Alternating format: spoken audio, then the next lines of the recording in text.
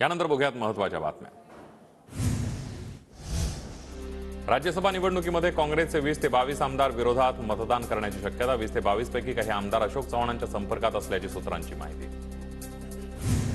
चव्हाणांच्या भाजपमधील पक्षप्रवेशाने नांदेड भाजपचा हक्काचा जिल्हा होण्याची शक्यता, तर नांदेड काँग्रेसचा बालेकिल्ला। नांदेडमध्ये काँग्रेसचाच खासदार निवडून येणार, नाना पटोलेंचा दावा।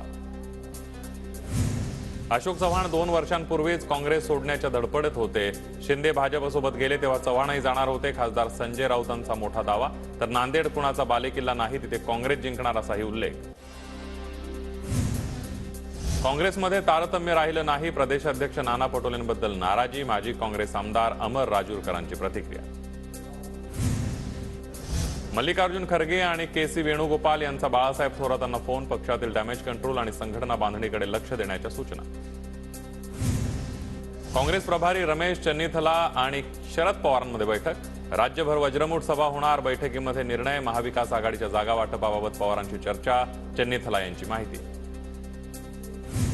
अशोक चव्हाणांच्या भाजप प्रवेशावरून पवार गटानं भाजपला डिवचलं। खोके आणि ईडीचा उल्लेख करत शरद पवार गटाच्या ट्विटर हँडलवरून भाजपला डिवचणार ट्विट। भाजपमध्ये येण्यासाठी एकनाथ खडसेंचे प्रयत्न सुरू, भाजप नेते गिरीश महाजन यांचा दावा।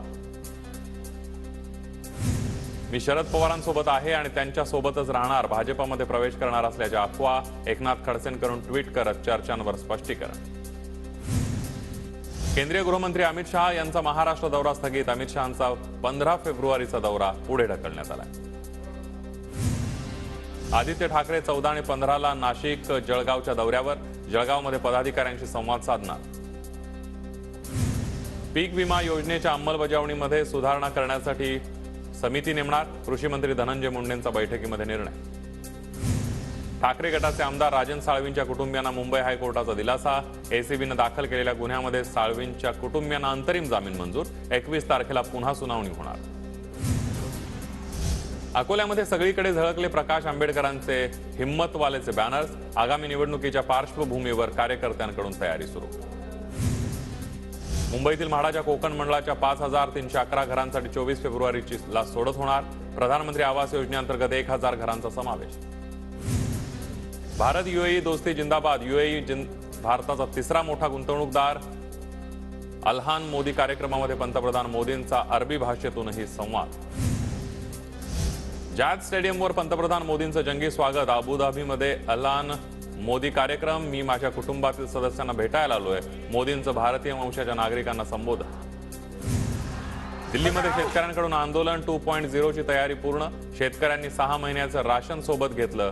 गुरुद्वारा आश्रममध्ये शेतकऱ्यांच्या राहण्याची सोय। दिल्लीच्या शंभू बॉर्डरवर पोलिसांनी शेतकऱ्यांवर अश्रुधुराच्या नळकांड्या फोडलेल्या आहेत, 10हून अधिक शेतकरी जखमी झाल्याची माहिती आहे। व्यापाऱ्यांचं शेतकऱ्यांना औद्योगिक हब बहादूरगडमधून आंदोलन न करण्याचं आवाहन, आंदोलनाचा व्यवसायावर परिणाम टाळण्यासाठी व्यापाऱ्यांचं आवाहन। शेतकरी आंदोलनामुळे दिल्लीच्या सर्व सीमा पूर्णपणे बंद, राजधानी दिल्लीमध्ये कलम 144 लागू, टिकरी चिल्ला सीमेवर निमलष्करी दलांसह दिल्ली पोलीस तैनात। दिल्लीतील शेतकऱ्यांच्या आंदोलनाचा वाहतुकीला फटका, एनआरसी भागामध्ये वाहतूक कोंडी, रस्त्यांवर हजारो वाहनं खोळंबली। देशात इंडिया आघाडीचं सरकार आल्यानंतर शेतकऱ्यांना एमएसपी देण्याची राहुल गांधींची घोषणा, काँग्रेसने शेतकऱ्यांच्या पिकांना स्वामीनाथन आयोगानुसार एमएसपी देण्याची गॅरंटी देणार।